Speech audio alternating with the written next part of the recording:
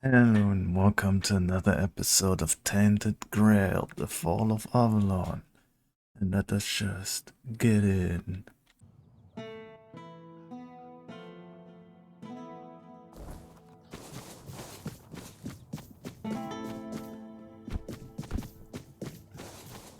Help a soul out on your journey.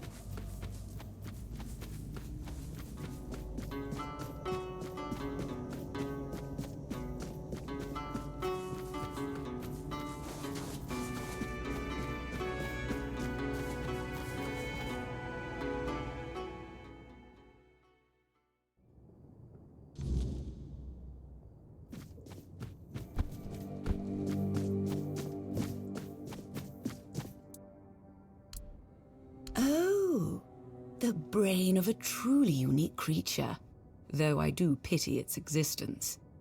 The conflict between such opposing instincts must be such a torment. Nakalevi are hybrids created by the Red Priests, certainly a cross between redcaps and goats, though other animals were likely involved in the experiments. Regardless, thank you. I'm glad you came out unscathed. Here's your payment. Thank you. I trust you took the necessary precautions. The plague is known for its high contagion rate. I must admit, this is an important moment for me, for various reasons.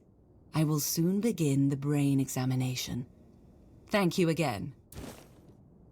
Poor soul. I only hope his consciousness completely vanished, sparing him any awareness of this nightmare. Since the weirdness began to re-emerge, cases like this have sadly become more common. Thank you. I hope that through these studies I can better understand the connection between our biology and the weirdness. So, it seems we're almost done.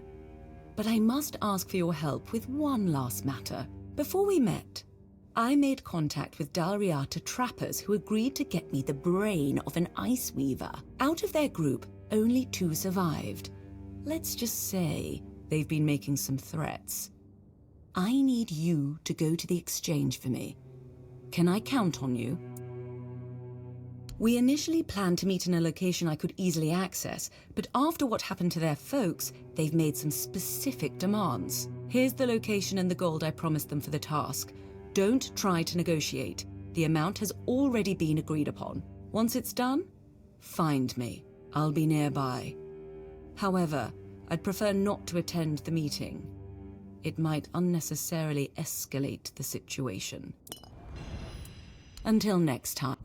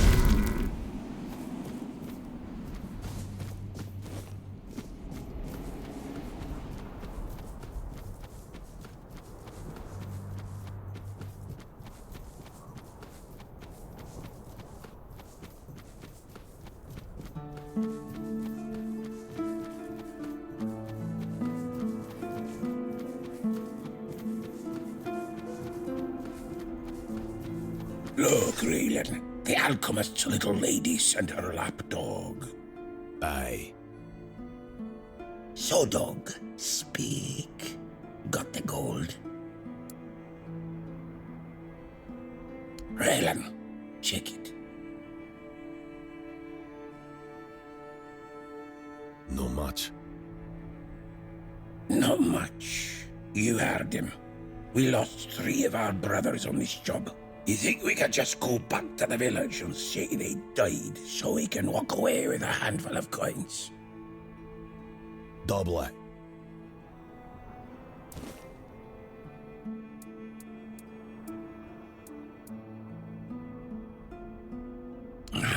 That's how I like it. Take your goods. Let's get out of here, Alan. Nothing left for us.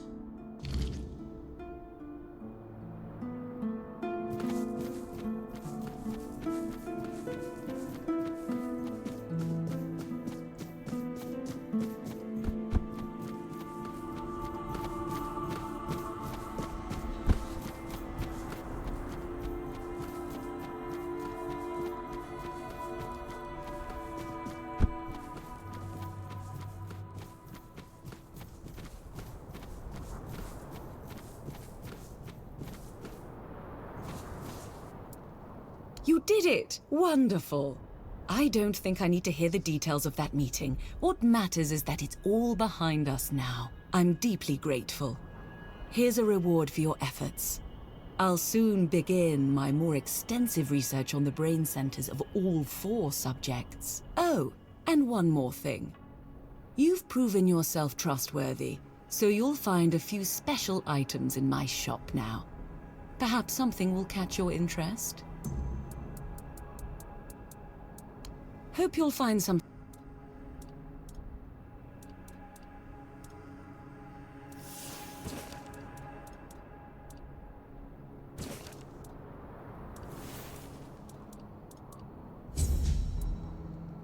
You've already done so much. Thank you for that. That said, there's one more thing you could help me with. The Guild has been trying to get in touch with Dolph Jonquier for a while now. He went missing somewhere in the Forlorn Swords. All I know is that he was supposed to be conducting research in the territory of the Sven tribe. We need to make sure he's safe and sound. I appreciate it. Once you find him, ask him to provide a report on his research and bring it back to me. I'll pass it along to the right people. Don't worry, there's nothing suspicious about this. It's standard practice. Every member of the Alchemist Guild is required to submit these reports from time to time. Until next.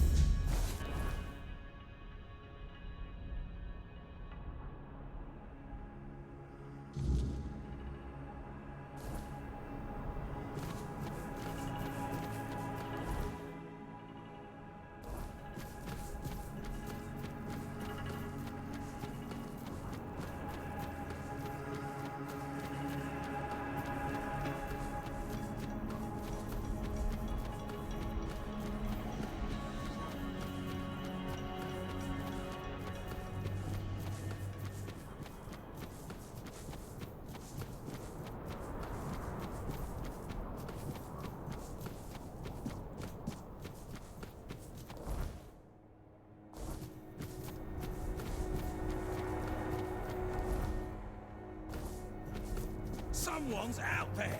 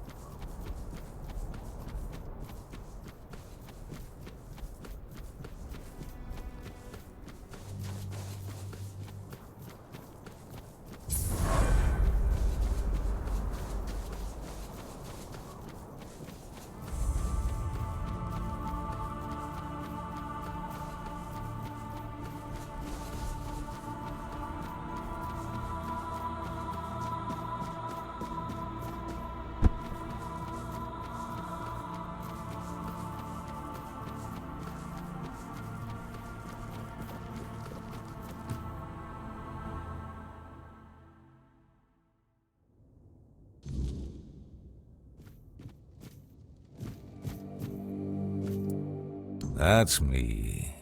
It's true. It's been a while since we last communicated. She must be wondering what's been going on with me. Well, she'll have to forgive me. My current work is far more important than my obligations to the Guild. That might sound arrogant, but it's the truth. Kind that could be a breakthrough for humanity's survival on Avalon. Do you really think Camelot can protect Avalon's people from the looming weirdness?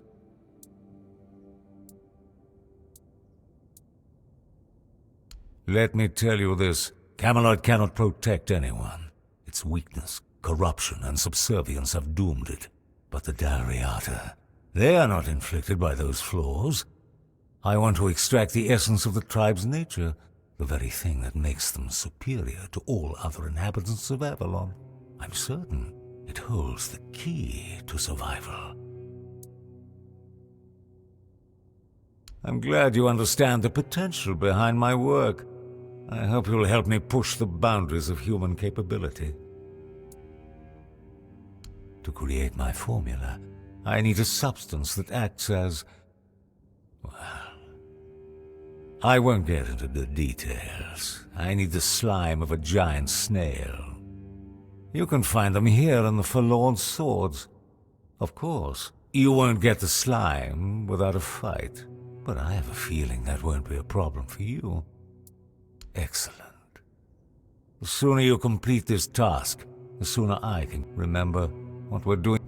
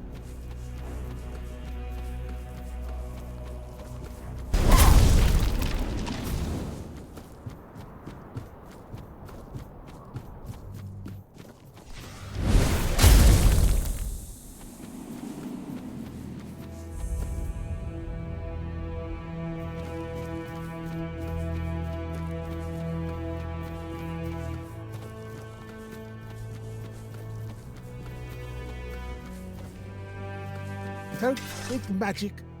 I need more, please. They're inside. My fellow companions, they're waiting. I need to open the entrance. Feed me. Pour the magic into me. Feed me with the glow. All you have. I beg you. They're waiting. Pour them. Pour them.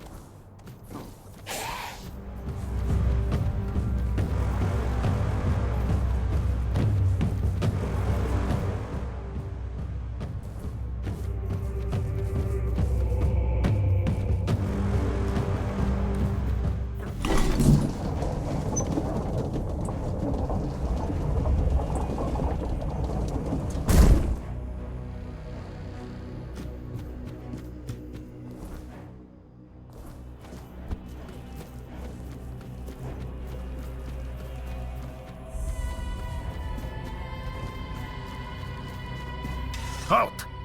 No entry, outsider. Then pass through some other way.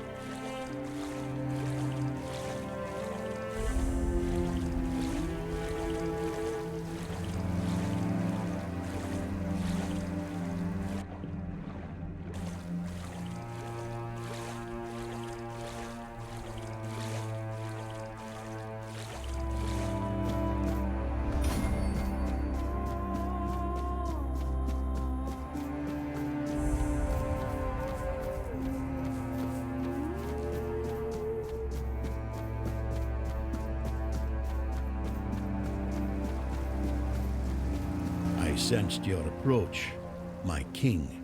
I, Gurfan of the Gunvaldir tribe, salute you as my forefathers decreed. Ah, so you're still speaking with your own voice. Good. At least I won't have to bother with that formal drivel Camelot loves so much. Tell me, how does it work with the two of you? Does the king speak through you sometimes? Or is he just a passenger in your head? Will he ever come out and talk to me face to face? Or does he just sit there quietly, never getting involved? Either way, I've got a few things to say to him. Not exactly polite ones. Ah, so he won't be speaking. Still too weak, is he? Not surprising. Well, then give my regards to the old man. Tell him the Gunveldir tribe stayed loyal to the old treaties right to the end. The same can't be said of the Camelocians. A pack of cowardly dogs without honor. I hope Arthur's squirming in your head, seeing what his beloved capital has been up to. Normal ones, honorable. He entrusted us with the forlorn swords and his crown, the one he used to command giants. We were sworn to guard them. In return, Camelot was supposed to leave us alone, now and forever. But the Camelocians didn't hold up their end of the deal. May their souls rot in the weirdness. Can you hear me, Arthur? The treaty is rubbish. I'm rallying the tribes, and we're marching on Camelot. Nothing can stop us anymore. Except ourselves, damn it. Why? He's barely gotten his life back, and not even all of it. Does he have a death wish or something? There's a passage, sure. And if you're Arthur, it will open for you. Go ahead, if you think you're strong enough. Nobody's gonna stop you. But let me warn you, it's not going to be an easy journey, or a short one. Well, the giants are asleep, at least on the surface. But below, what if they wake up when they see Arthur? I doubt they'll be happy. And if the giants weren't enough, there are still the monsters, and other surprises. The legends about this place make it all pretty clear. If I were you, I wouldn't go in there. At least, not until you're sure you have the strength, or without the blessing of the tribes, as agreed 600 years ago. Yes, the funny thing about our king, as you may already know, was that he was pretty sure of himself and his abilities. He knew he could march in there, grab his crown whenever he wanted, so he didn't sweat when he made a deal with our ancestors. He said he'd come back for his royal hat, only if the kingdom was in a dire situation, and if all tribes agreed to let him. Traditionally, this was meant to be done during a moot, an assembly of the tribes, and I'm calling one, so we can help each other out, if you're up for it.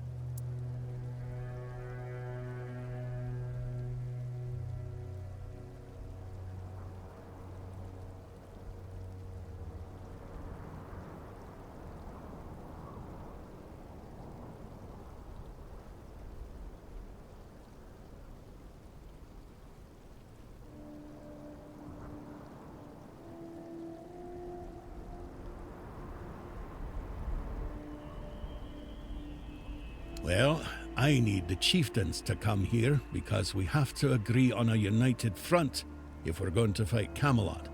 And I want to make damn sure that we fight Camelot not as a solitary tribe, like hot-headed One-Eye once, but as a united force.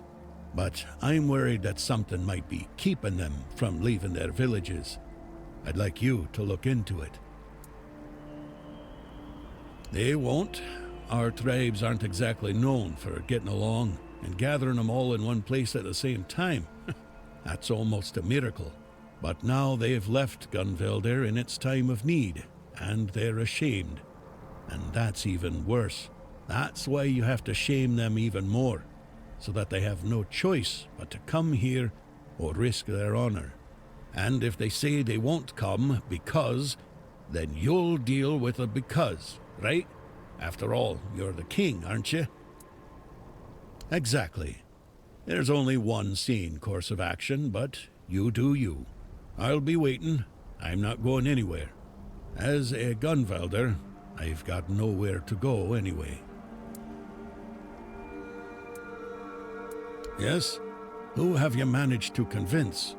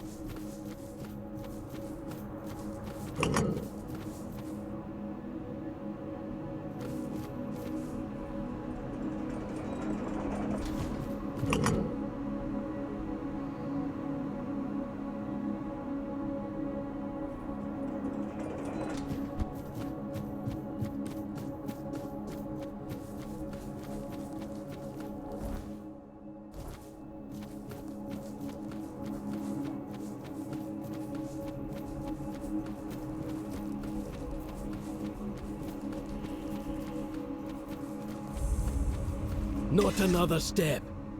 You. Who are you? And why do you think you belong here? Not here, you don't. Ulfraland ain't for outsiders. Not unless the voice of the tribe says otherwise. Trust me, I wouldn't let you in if you were King Arthur himself. Especially not him. He'd have a sword up his ass before he took a step past this gate. Seal looks real enough. Fine. Go on in. But don't cause trouble. We don't take kindly to outsiders sticking their noses where they shouldn't.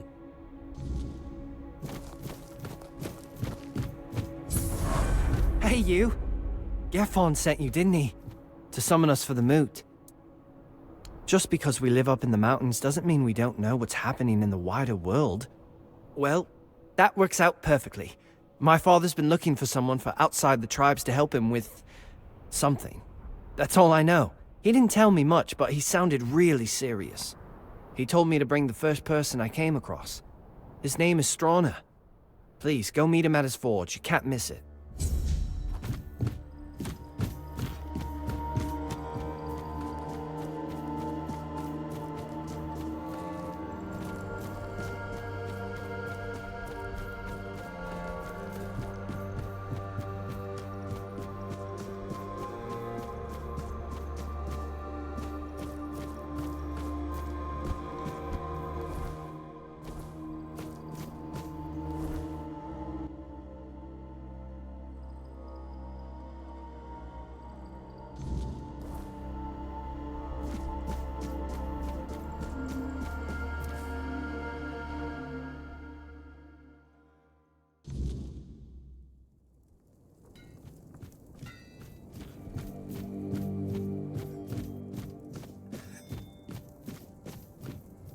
Egil sent you, did he?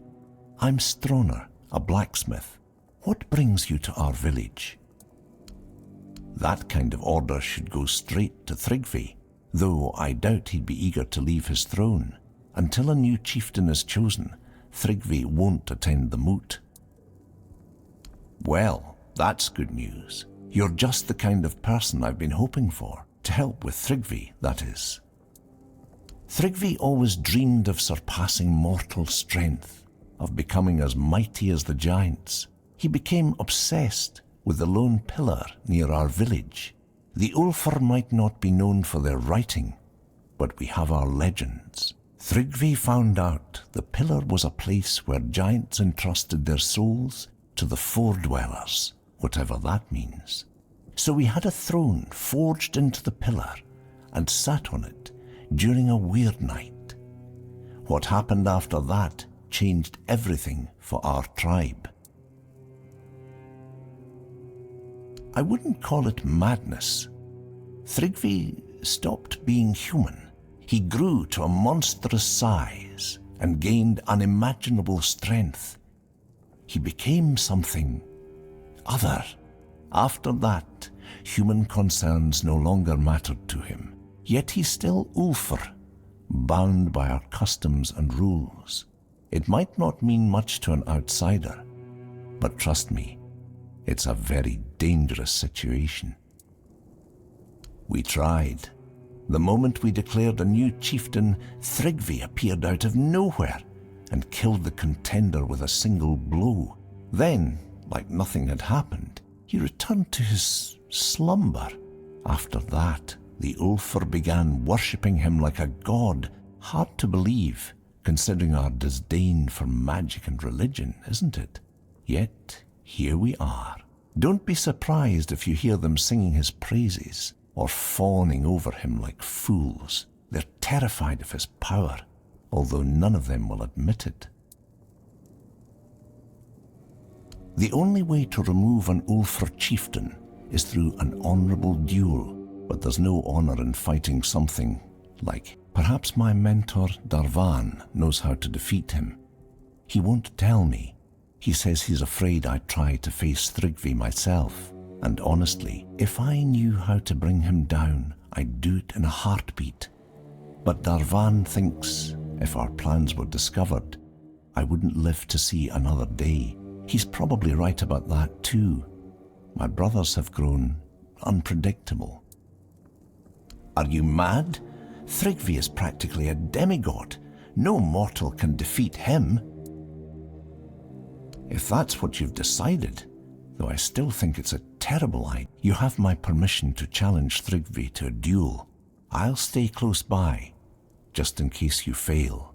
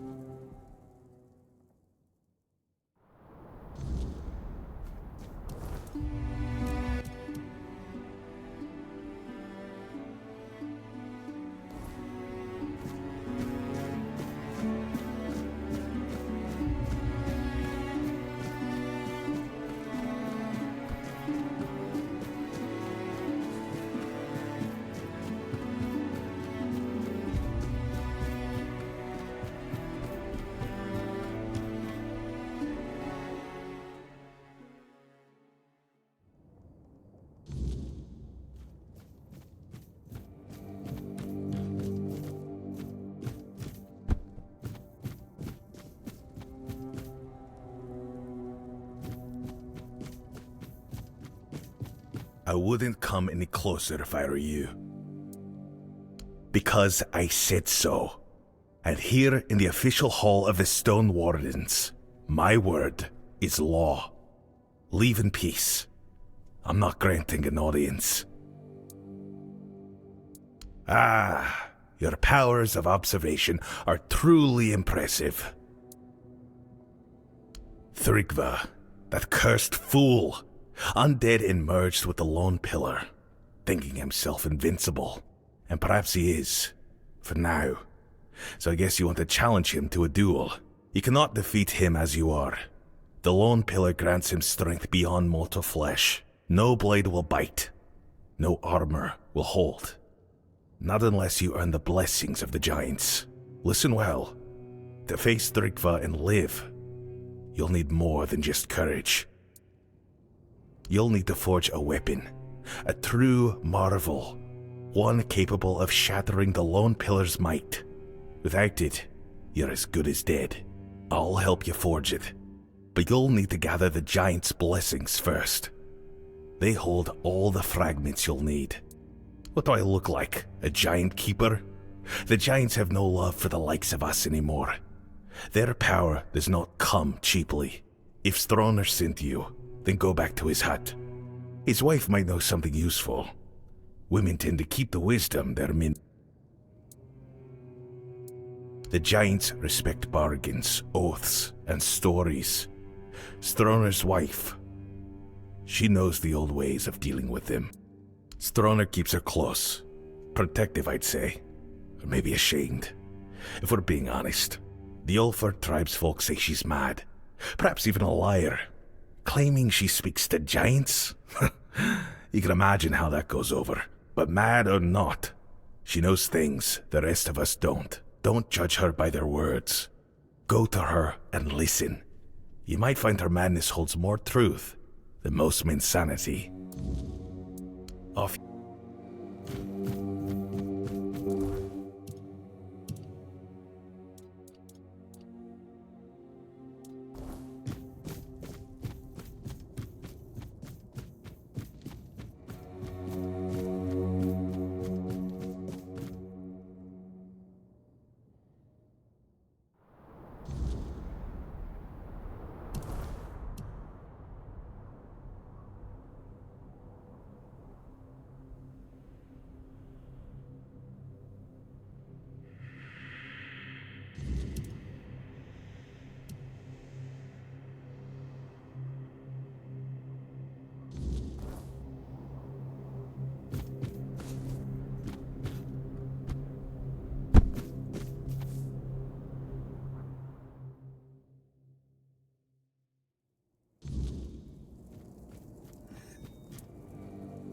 Vigdis? What does she have to do with this? Does that old man really believe her ramblings are the will of the giants? Unbelievable.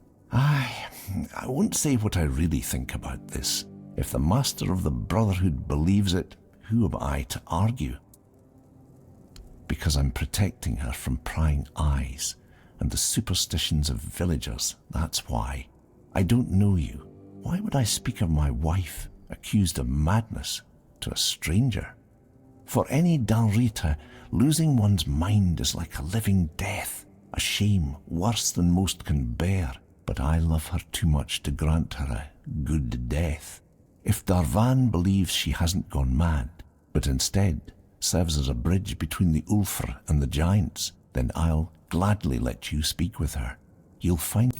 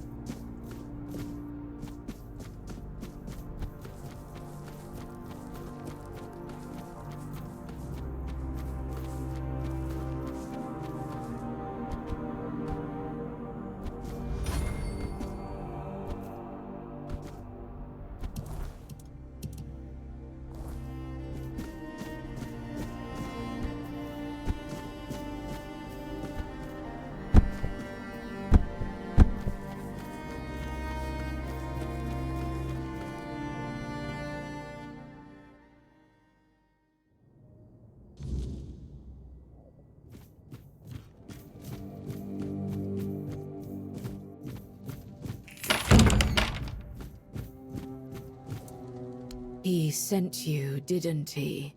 Ha! That's bold of him. Sending someone else to poke at old wounds. Yes, I know their ways. Or what little of it the Ulfr haven't buried with scorn and silence. But you're not here for stories, are you? You're here for the blessings. The giants don't just hand out blessings like baubles at a market. Their favor is earned, not begged for. They respect oaths, strength, and sacrifice. You'll need to approach their shrines, what remains of them, and prove your worth. Each giant demands something different. It could be a test of will, a trial of battle, or a riddle no mortal tongue can solve. Start where the land still remembers their steps. Their shrines lie in places of weight. You'll feel it when you're close. The air grows heavy, and the earth hums beneath. We built shrines near the giants themselves, where they stand petrified, often part of the mountains now. If you falter, they will know, and if you lie, you'll wish you hadn't. For the Gonvaldor giant, the summoner, bring proof of the hunt. The summoner respects not just strength, but the bonds you forge. For the Thoid Mother, the giant of bloom and ash, offer flowers. Simple, fragile things, yet they carry life even in ruin. She remembers beauty, where others see only loss. And for the giant below, the keeper of depths, well, you'll need to find that out for yourself. The giants demand truth, not tricks. Fail them, and you'll face a wrath older than the earth itself. Go.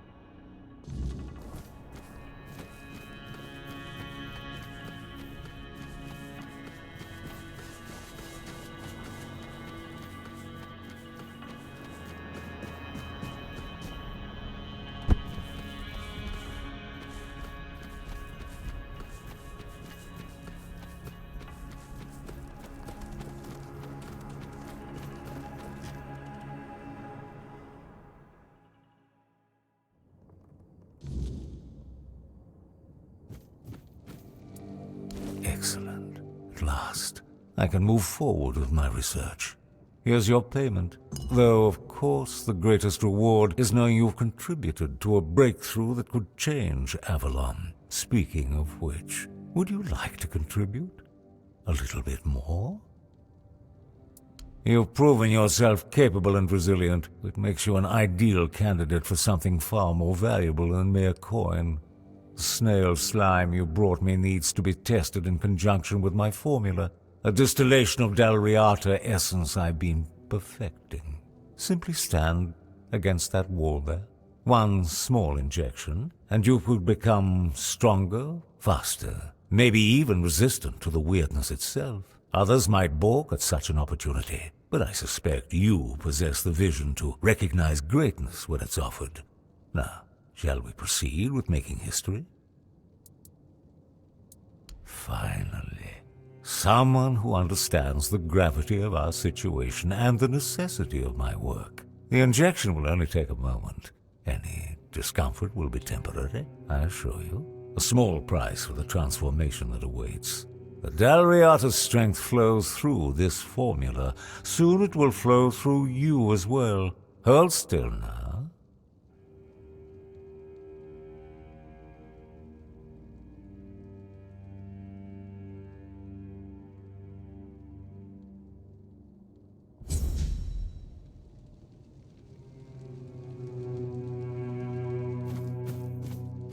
Ah, you're awake at last. Good. I was beginning to worry the sedative was too strong for even your constitution. I apologize for the accommodations. Locking you up was necessary. The process of creating the essence requires absolute precision. No interruptions.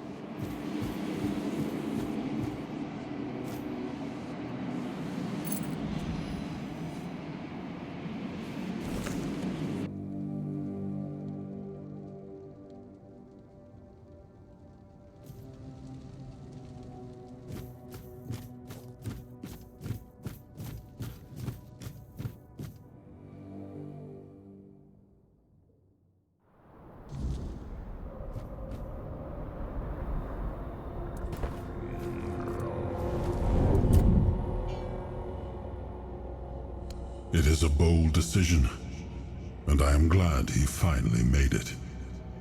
It was wise of him to invoke the old laws.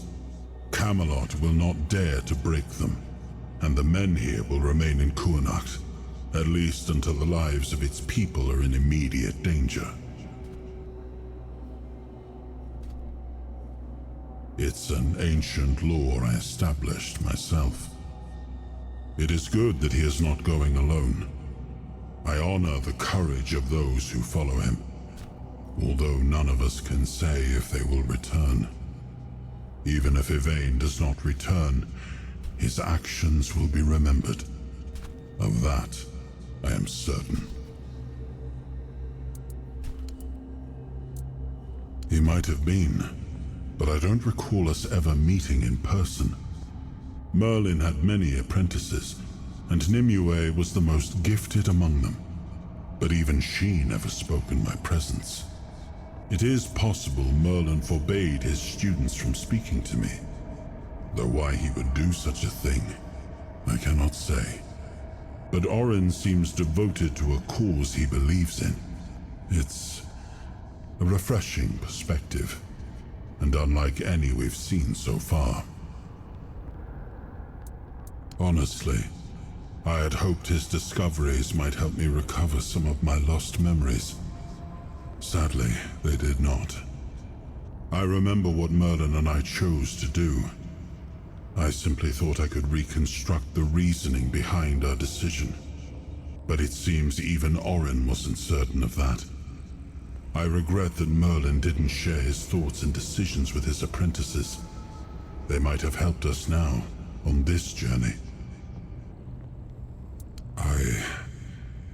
I'm not ready to answer that question. And I sense the final decision won't be mine to make.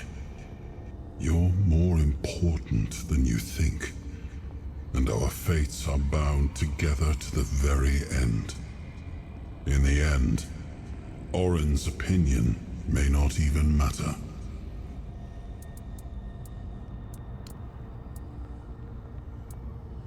War never makes sense. It is a tool for survival. Had I refused to wage war against the Foredwellers, humanity would never have survived on Avalon. So if Gurfhanna declares war on Camelot, Avalon will once again drown in blood. But don't ask me what I think of it. Through your eyes, I see that Camelot is no longer the place I left behind. When I gave the forlorn swords to the tribes of the Dalrita, there was nothing of substance here. A few abandoned giant caves, the occasional lone pillar. Nothing more. What stands now must have arisen after my time. And I must admit, I'm impressed with how they've made it their own. Their resilience speaks for itself.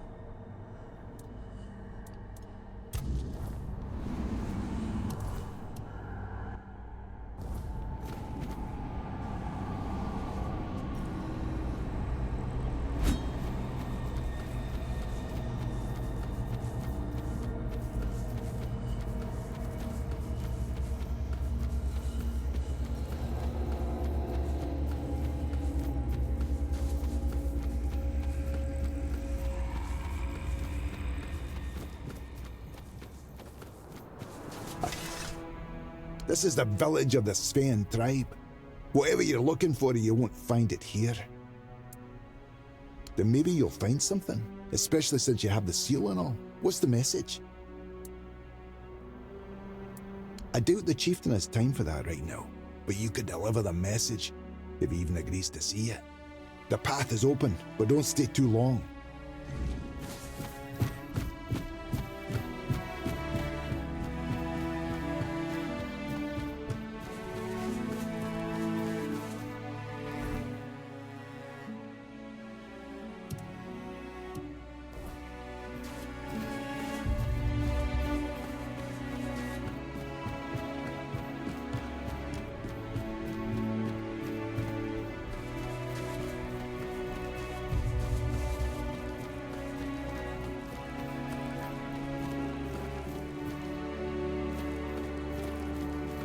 You came late. Some of us stayed. Most of us didn't. If you're looking for survivors, you won't find many. Our god rose and tore the ground open. Half the village went with him. Half stayed behind. Away forever. Into the lands of the eternal hunt.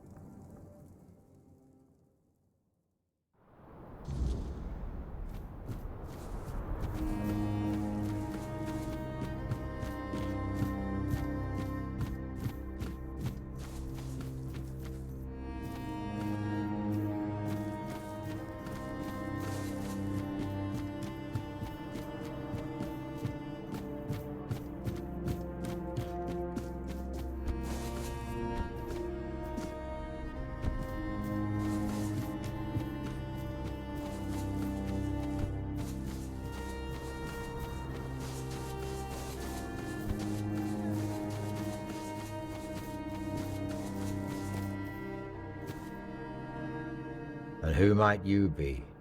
Are you the messenger of the Stagfather, the one Glirna foretold? If she's right for once, well, that'd be a first. You're a little late, by the way. Ah, perhaps that's for the best. The last thing we need is another self-proclaimed prophet causing trouble. As you can see, I've got enough on my plate. I'm Barlam, the chieftain.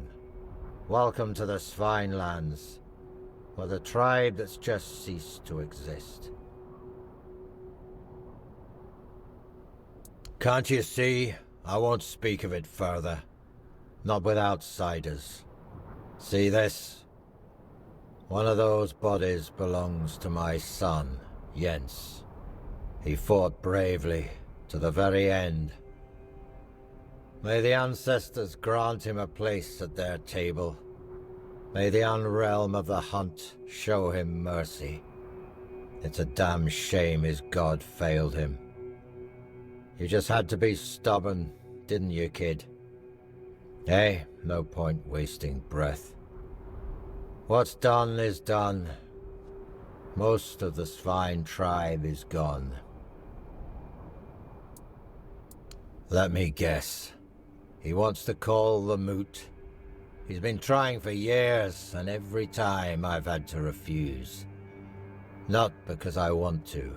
I know the moot is sacred law. But above that law is my duty to protect the tribe. And as you can see, I've failed. The Svine tribe is gone.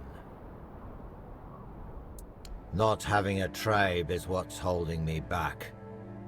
Can you turn back time? Bring my people back to life? No?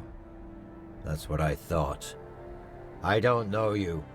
And if Gerfan thinks I'll trust someone from outside the tribes on his word alone, he's showing weakness. Especially now. But I do have a solution.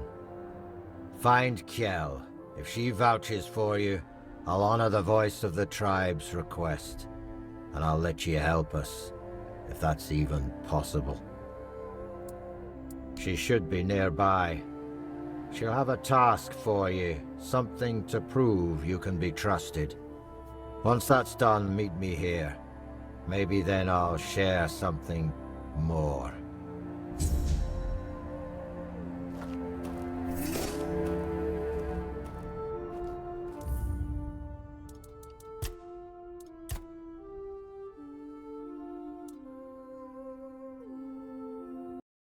And with this, I am ending this episode, and I wish you all a good day, and I will see you next time. Goodbye.